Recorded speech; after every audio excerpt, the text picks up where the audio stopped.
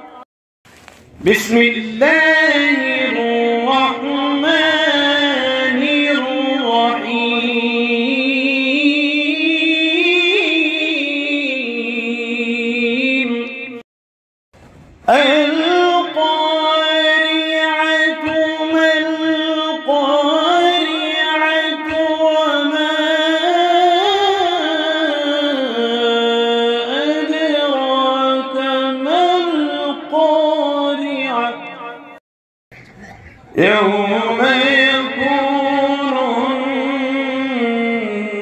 الناس كالفراش المبثوث.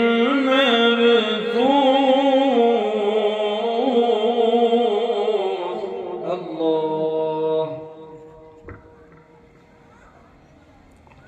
وتكون الجبال كالعهن المنفوش.